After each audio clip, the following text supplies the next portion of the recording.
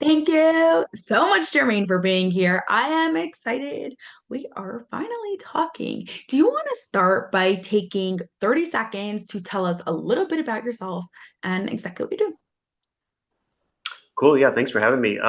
So I'm an entrepreneur and I basically figured out a way to free myself from working for somebody else and then free myself from working in my business.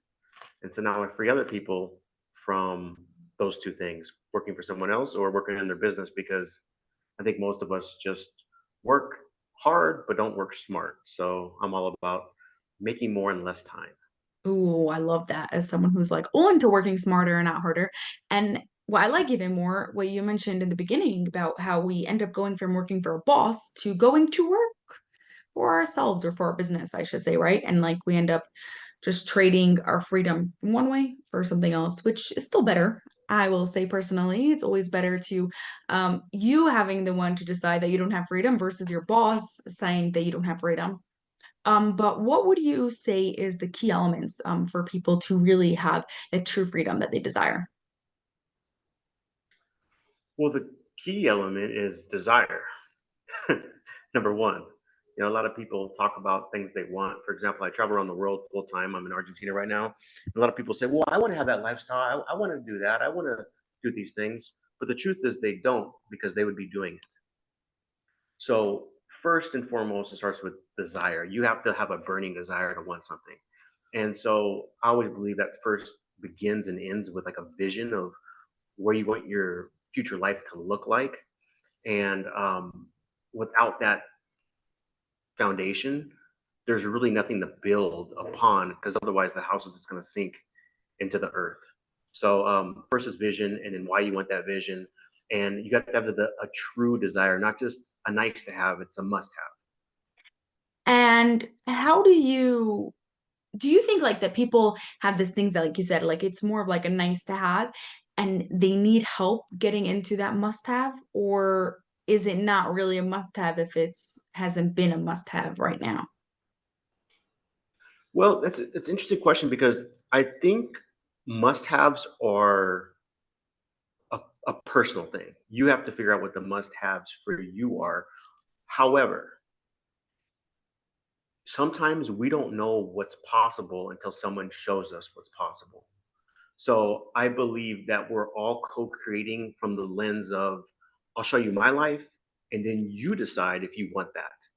And if you do, I'll help you get there. Because I just believe in helping people that want to help themselves. And so it's 80% the internal drive to have that must have, but 20% of it is getting around people that have something that you didn't even know was possible, that now inspired you to create a must have. Yeah, right. It's like, that saying, we become the five people we spend the most time with. And obviously, some of it, there's a lot of reasons, like, right, and on how that works in many levels. But part of it is what you're saying and what we're getting our brains and our minds used to, or becomes a requirement, becomes a need, right? People who are sleeping on a bench, they need first a house, like forget anything else, right? They need first a proper bed. And this just opens your eyes to what else is possible, right? Like they say, like once you fly first class, then you can't fly like anything else again. And then once you fly private, you can't even like fly first class because your brain all of a sudden gets used to what's possible. Now, you've mentioned something in the beginning that intrigued me. You said that you help people free themselves like from a boss and then free themselves from their business. Do you think it's like a two-level step of like you first having to go from like to your own business and then from your own business you have to get free from that? Or can you go directly to the top of the ladder? You can go directly to the top of the ladder. It's just much more difficult because you never had any mentorship. You never were an apprentice. It's very important that you're an apprentice first, because you learn so many lessons that you don't have to make the mistakes doing on your own. So you don't have to. It's just way easier to be an apprentice first. So when you work with clients, how do you generally help them? Like, do you recommend they go through that process first? No, I recommend, first of all, that they find out what do they truly want. That's number one. It goes back to vision. And then from there, we decide a strategy for them to get there as an entrepreneur. And so if they already have a strategy that's just not working, then we tweak that. And usually it's very small stuff. It's usually um, overcomplicating things that don't need to be complicated. We humans, for some reason, plus in today's current age, there's so much information being thrown at us. We think we have to do it all, when really 90% of it should be thrown out the window because it doesn't apply. And so that's kind of the process I go through. And the best strategy I always find is we work with other humans. Everything you sell, every business is a human business. I don't care what you think it is. You think it's a digital business, but it's a human business. And so once you realize that, then there's no reason for you to do it all yourself. And I'm a huge proponent of partnerships and having partnerships with people that are actually closer to my ideal customer than I can ever be. Plus, they already have my ideal customer's trust. So that's the strategy in a nutshell. And then after you figure out the strategy and your vision, then it's about the execution. And execution is really just about accountability and focus. And I don't believe in working more than 4 hours a day, because if you are, you're doing the wrong things. So I believe there's a very important philosophy in life that you need yin and yang in your day. You need to focus extremely intensely for 4 hours a day on one thing that has high leverage, that'll bring you the ROI that you want in your business. And then the rest of the day should be relaxing, enjoying friends, family, working out, going on walks. So you can process what you did in the first half of your day and figure out, was that the highest use of my time? Because maybe tomorrow you can tweak something to do it a little bit different. And it's just a process, day in and day out of iteration, and it becomes a snowball. And then over time, you become free. I like where you I'm not saying to work 4 hours a week. I think that is actually will depend on a person's lifestyle. But what I do like a lot about it is if you only have 4 hours a week to work, you are going to 4 hours a day to work. You are going to cut out anything that's extra, and you're going to force yourself to stop procrastinating, to stop doing the low leverage sort of tasks. The question is if that is the way you have to get there. It is one way, and it's a really interesting way. I don't think it's the only way. My question to you on that, though, is what are some examples of high leverage tasks that you or your clients are doing during those 4 hours a day, like you limited amount of time? Yeah, great. So, for example, I have a financial services business. And so, in my financial services business, I was wasting hours and hours per day and hours in my life chasing customers. And I realized that there's a better way to go about it. So instead of me spending all this time chasing customers for 12 hours a day, I would simply just partner with people that already had my customer in line. So I was looking for medical doctors to sell them financial services. So instead of me going directly to the medical doctors who already had my medical doctors in their back pocket and had their trust, well, it was all the medical device salespeople.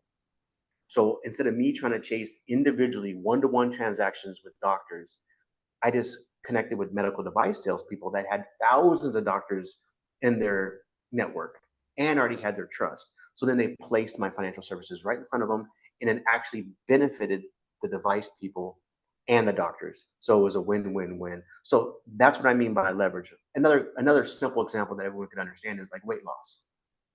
If you're a weight loss coach, how hard is it to find someone that needs to lose weight? It's like a needle in a haystack. How would I know? I would, because even if someone is quote unquote overweight, that doesn't mean they want to lose weight. They may be happy the way they are. I don't know. So instead of thinking about it that way, I would suggest, why wouldn't you just partner with someone that already has your ideal customer? So maybe like a dating coach. High end dating coaches typically have clients that want to look their best because they're in the dating market, and then you offer your services to them. It's a win-win-win. So there's simple in every industry, in every genre, there's ways to create partnerships where you don't have to be the one chasing. They actually bring you the deals. So that's just kind of some basic simple ideas of how I think about it. I love this. Um, what I like so much about it is really the even bigger picture thinking of it. You know, Dan Sullivan's book 10x is easier than 2x. It's that sort of thinking of like, if I want to go bigger, if I want to have this success in my life, or if I want to have this freedom in my life that we're talking about here, is what are the constraints? Like what needs to get put in place so that way it has to happen. And by forcing yourself to think in that way, by let's say, or in your example, your constraint is those 4 hours a day. By telling yourself that you cannot go and chase one-on-one people, your brain automatically becomes more creative and finds better solutions to the problem you're trying to solve. This is awesome. I love it. I do want to go back to something that you've mentioned a little bit earlier about how we always overcomplicate everything. You mentioned for different reasons, but I'm curious if you could give us a specific example that you see many people overcomplicate and what they could do to simplify it, besides for obviously the example you just gave about finding clients. There's several things I can go into as far as overcomplication, because the reason why people overcomplicate everything is because the nature of the market we live in is everyone wants to sell you something that's going to quote unquote make your life better. And so everyone thinks if they don't buy it, then they're going to be missing out. There's going to be FOMO there. And so this could be as simple as, if you're looking for clients, why are you looking for clients on every social media platform? And how are you going about looking for those clients? For example, if you're looking for entrepreneurs or business people, why are you not on LinkedIn? And why are you not solely messaging your ideal partners that have your ideal customer directly on LinkedIn? And why are you copying people that are just playing a numbers game? Because again, this goes back to my entire philosophy. I don't believe in the numbers game. I believe in the people game. I believe in the human game.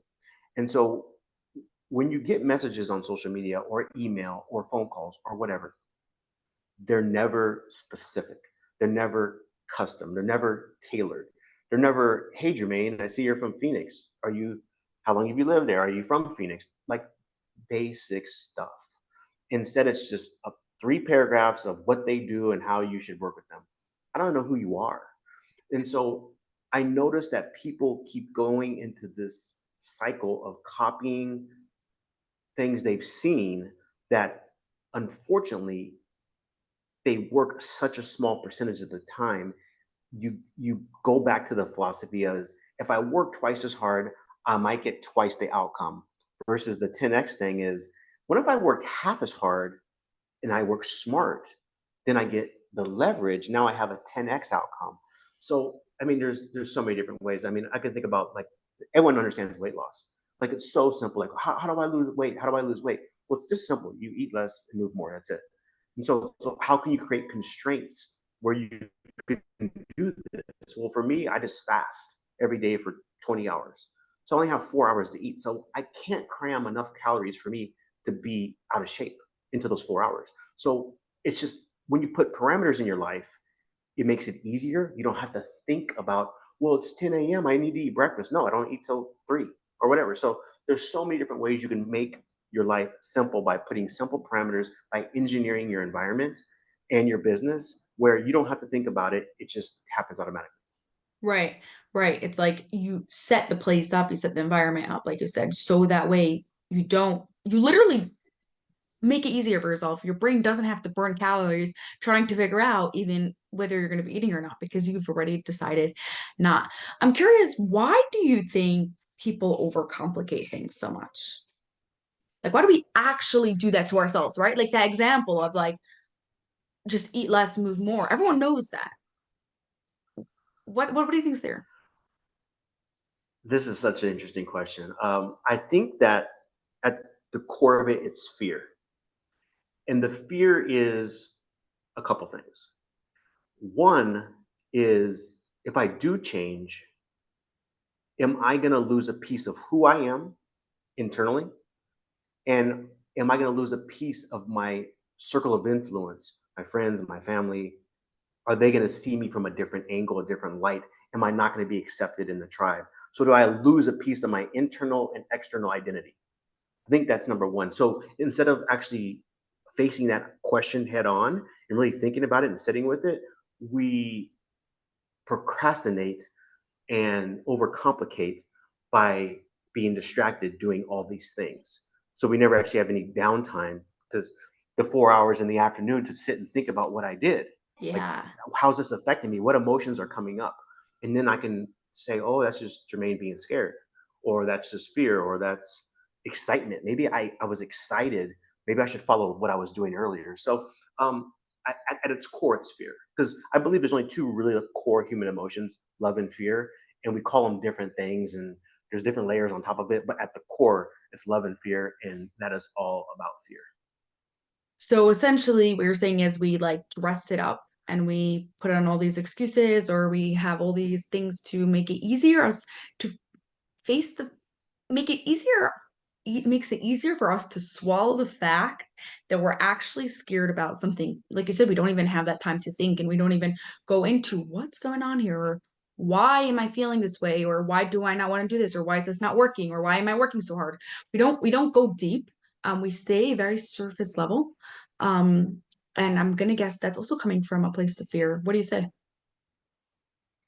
Yeah, because I think if the fear is, let me do all these things so I really never get good at any of them, because I'll have a scapegoat. I was confused. I was overwhelmed. Because what if you focused on one thing and you gave it all your effort and then you still failed? It's on you. And no one wants that. No one wants the blood on their hands to say, I gave it my all and it still wasn't enough. But guess what? That is where the fruit is. That is where the joy is. That is where the actual results are. And so you once you get comfortable with this idea of I'm gonna give it my all. And if I fail, say la vie. I'll try something else. Because it doesn't matter. I die. Who cares? Once you get to that mentality, then life becomes a game, it becomes play, it becomes fun. Yeah. So it's essentially really just taking responsibility for your life and whatever happens, and being okay with the fact that you know that you've done the work, and so you did whatever it takes to make it happen. And if it didn't work, then either you're going to find another way to go to do it, or you're going to decide to figure out what the next step is. But you're not scared of failure. And you're not scared of the fact of responsibility for your own life. Like you said, it's much easier to just have a scapegoat and put this on other people. I love this conversation. I feel like it could go on forever. But we do need to wrap this up. So before I get to our final question, where can you, where can people find you and connect more with you? Yeah, so creatorslearn.com is the best place. I'm pretty active on LinkedIn as well. And the reason why I picked the name Creators Learn, because I believe we're all creators. And some people think it's only, social media folks are creators and influence are creators, but really everybody's a creator. And especially if you're an entrepreneur, if you're in sales, if you're a mom, if you're anybody, you're always creating conversations, relationships, ideas, businesses, income, free time, freedom. So creatorslearn.com is definitely the best place to find me. That's awesome. Amazing. Okay, final question. I feel like you're going to have a really good question to this, even though it's one answer to this, even though it's one that I asked everyone. What is something controversial that you believe in? Controversial. I probably believe in a lot of controversial things. What is controversial? I believe there's only two types of people in the world. There's victims and there's creators. And it all starts with you. So at the end of the day, you are 1,000% responsible for your current and future outcomes. No one else is responsible. There's no scapegoats. There's no because of this or because of that. You, you, you. So you choose to be a victim or a creator. So And even if if you, that's controversial, then we're living in a weird world. I know, isn't that crazy? But it's crazy how it's like, even if you choose to stay a victim, you're still responsible. You're just having to suffer because of it. So you might as well choose to be a creator and create that love and that joy, that freedom and everything else that you want in your life. Thank you so much. This was awesome. I really appreciate you coming on here, sharing with us your thoughts, getting us thinking. I most definitely can see quite a few of us either working less hours or even just making sure to add time in our day to stop and think about what's actually going on here and solving that issues without just working for the sake of working or working out of fear or things like that. I appreciate you being here today. Thanks for having